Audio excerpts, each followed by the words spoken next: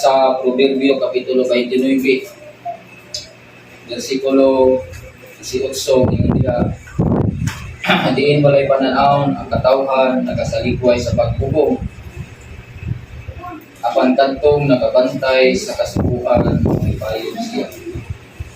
So, dinhi magika ng ako kahatag na mensahe mga igsoon. So, naipalawan na nato kung unsa ka mahimungdanon kini vision. Pananaw. Daghang kayo kita na itanaw ng mga kapitulo, mga bersikulo.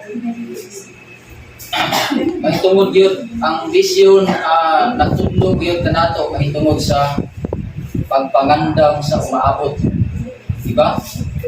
Unay akong nasabtan dito nga ang vision natudlog kanato sa pagpangandam sa umaabot. So kini nga akong i-share karon, umaabot pa ni, wala pa ni gid mahitabo. Kung naging makita sa Amos Kapitulo 8, versikulo 11 hangtod sa versikulo 36. Mato ba dire? Ini si Amos usa kini ka propeta sa Dios. Amos Kapitulo 8, versikulo 11 hangtod sa versikulo 13. Aniya karon ang mga adlaw moabot na, nagaingon ang Ginoong Jehova nga diha sa yuta ipadala ko ang kagutmanan, dili kagutmanan sa tilapay. Ni kauhaw sa tubig, hinunoa kagutmanan sa pagpatalinghog sa pulong ni Jehova. O sila magalaroy-laroy gikan sa usang dagat ngadto sa laing dagat, o gikan sa amihanan bisan pa ngadto sa tibugan. Sila manalagan ngadto nganhi aron sa pagpangita sa pulong ni Jehova. O sila dili makakaplag niini. Niadtong adlaw ang maaniyag nga mga ulay o ang batan-ong mga lalaki, mga luya tungod sa kauhaw. Hallelujah. Ini nga prophecy mga igsoon nga gi-prophecy ni Amos nga usa sa mga propeta nga gipili sa Dios. Nga ang Ginoo nag-ingon nga dunay kagutmanan nga mahitabo sa tibuok nga yuta.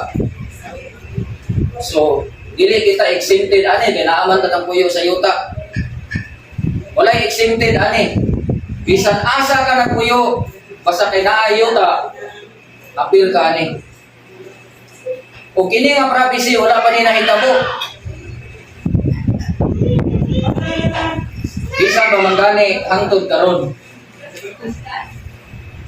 Hallelujah. Ang mensahe nga akong ipaabot mga igsoon mo ni kanang giingon ni Apostol Pablo bitaw sa Efeso nga redeeming the time.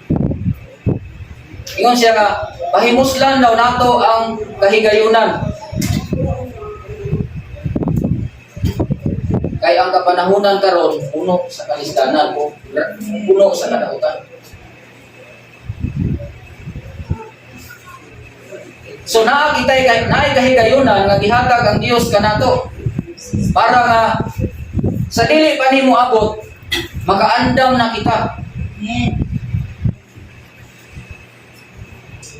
Sama sa gihisgutan nato at miagi nato nga mga Bible study, gipahibalo sa Dios nga dunay umalabot nga gutom. Kinsay nagpahibalo? Ang Dios dito kang Paraon. Pero ang naka-interpret sa maong damgo si Jose nga gipili sa Dios.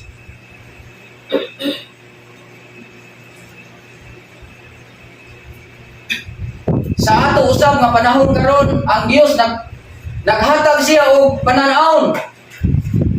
O kini iya gihatag dili lang exclusive sa Israel, dili lang dito sa Israel, kundi tanan karon sa tibuok kalibutan nga nagtuo sa atong Ginoong Kristo. Dili lang para sa Israel, Kundi para gini kanatong tanan karon nga nagtuo kang Kristo Jesus nga imong manluluwas. Nga dunay kagutmanan nga mahitabo sa yuta.